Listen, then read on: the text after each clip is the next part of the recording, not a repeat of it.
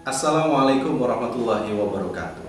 Saudara, saat ini kita dikemparkan dengan COVID-19 atau ada juga yang menyebutnya dengan Corona. Yang menarik adalah banyak negara yang melakukan lockdown. Bahkan banyak juga yang melakukan social distancing atau istilah lainnya physical distancing. Dan ternyata saudara, bukan berhenti di situ. Ada juga pengaruh terhadap dunia pendidikan. Banyak sekolah yang kemudian mengganti proses belajar mengajarnya, kegiatan belajar mengajarnya menjadi belajar di rumah, atau ada juga yang mengistilahkan dengan e-learning atau daring atau bahkan belajar online. Tetapi ada satu fenomena menarik. 1 minggu setelah banyak sekolah yang melakukan belajar dari rumah, saya melihat banyak status, baik itu di media sosial ataupun media-media yang lain ya, ternyata ada beberapa gambar yang cukup menohok kita. Ada satu gambar yang cukup menarik tuh. Hai, apa kabar? Gimana belajar kamu dari rumah? Jawabannya kemudian, mamaku lebih galak daripada guruku. Padahal baru 1 minggu aku belajar di rumah, tapi mamaku ternyata jauh lebih galak daripada guruku, katanya begitu. Makanya gak heran kemudian 1 minggu ini menjadi satu bahan diskusi yang cukup menarik.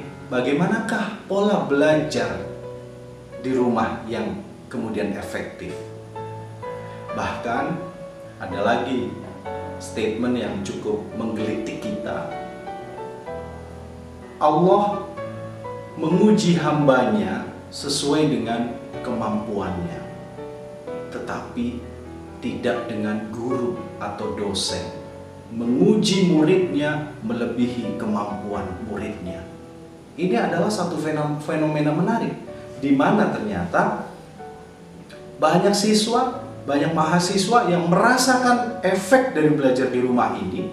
Guru, dosen, semua berlomba-lomba untuk memberikan tugas. Dan ini ternyata menjadi satu fenomena yang menarik, cukup membebankan mereka. Bahkan identik dengan tugas-tugas atau pekerjaan rumah.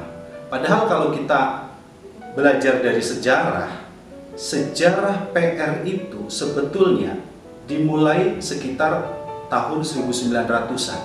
Ada seorang ahli namanya Roberto Nevilis.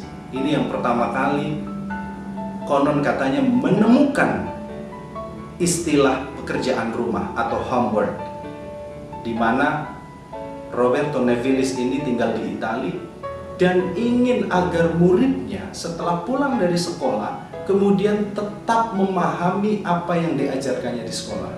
Maka muncullah istilah PR atau homework untuk yang pertama kalinya. Tetapi pada tahun 1930-an ini ada sentimen anti PR. Ramai-ramai orang di seluruh dunia mengatakan bahwa PR ini sangat memberikan beban kepada murid.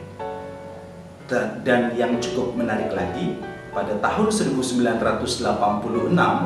ternyata Departemen Pendidikan Amerika Serikat justru mengatakan bahwa PR atau pekerjaan rumah itu adalah salah satu pembelajaran yang baik yang bisa diberikan oleh guru, dosen terhadap muridnya.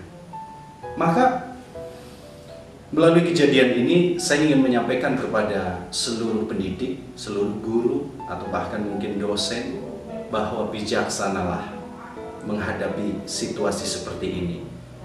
Ketika belajar dilakukan di luar kelas, belajar dilakukan di rumah, maka metode yang kita berikan, cara yang kita berikan, atau langkah-langkah yang kita berikan, kita harus pikirkan dengan seksama.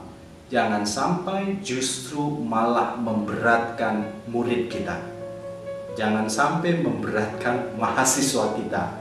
Karena bukan berarti dengan adanya belajar di rumah menghadapi dampak penyebaran COVID-19 ini justru membuat mereka stres, justru membuat mereka jauh lebih merasakan kepedihan dibandingkan belajar di kelas.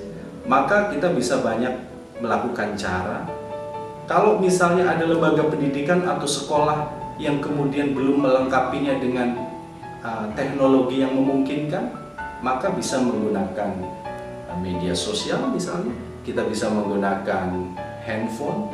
Lalu bagaimana dengan sekolah di daerah-daerah yang memang fasilitas teknologinya belum bisa memungkinkan adanya pembelajaran e-learning?